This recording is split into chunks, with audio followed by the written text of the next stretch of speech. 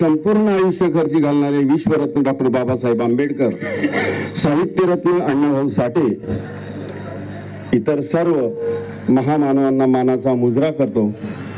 आणि आजच्या ह्या आपल्या वाघळे गावातल्या अतिशय उत्कृष्ट अशा मुदई देवीच्या उत्सवाचं निमित्त सादर करण्याच्या कार्यक्रमात दोन शब्द बोलतो.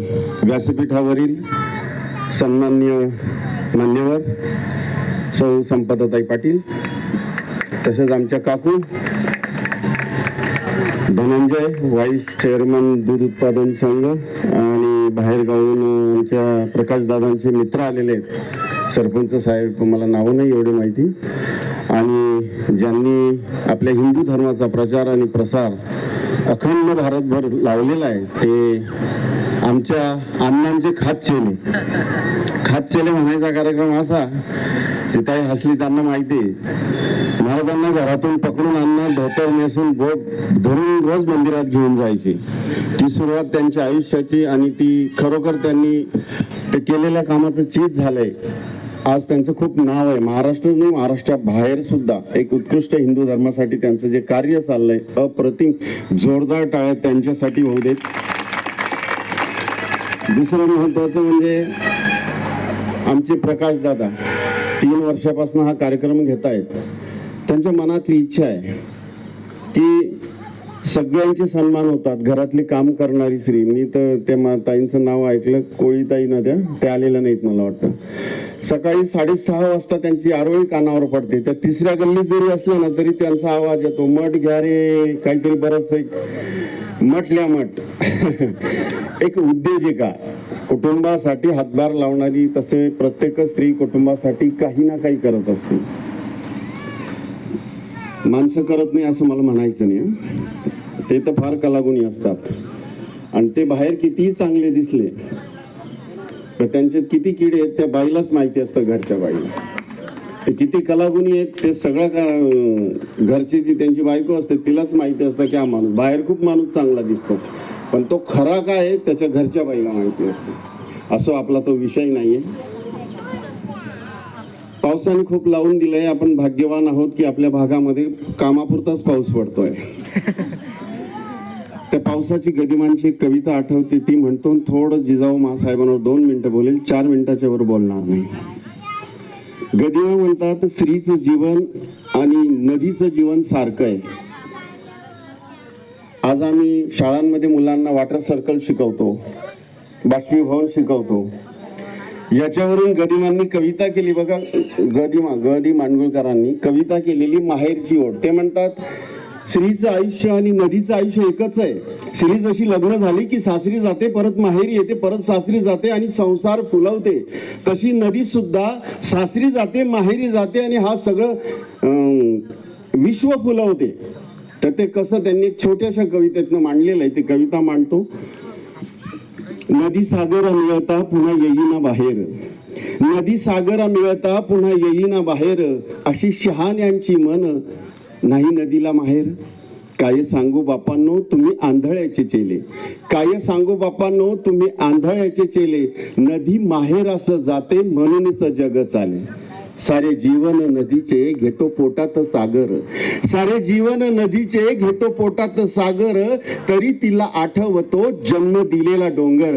आणि मग डोंगराच्या मायेसाठी रूप वाफेचे घेऊन, डोंगराच्या मायेसाठी रूप वाफेचे घेऊन, नदी तरंगत जाते पंख वाऱ्याचे लावून.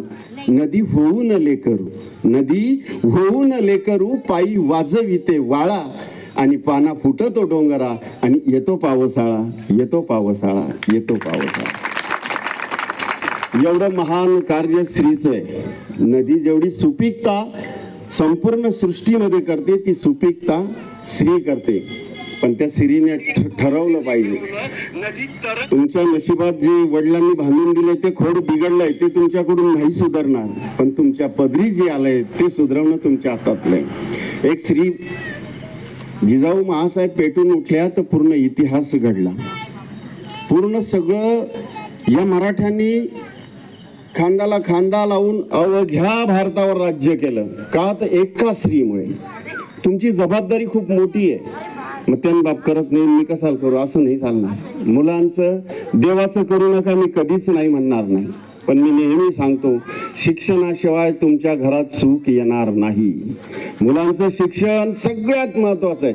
कुठलाच असा देव नाहीये, महाराज बसलेत, कुठलाच असा देव नाही की तुमच्या घरात 2 भाकरी आणून देईल, नाही. असेल माझा हरी देईल खाटल्यावरी, असं कधीच होणार नाही. तुम्हाला देव आवडतो, देवाचं करा, पण हात जोडून विनंती आहे मुलांच्या शिक्षणावर आणि आरोग्यावर लक्ष द्या. खूप महत्वाचं आहे. जिजाऊ महासाहेबांनी ते केलंय. जिजाऊ महासाहेबांच्या डोळ्याविषयी बोलतो आणि थांबतो, बाकी मॅडम नाही बोलायचं.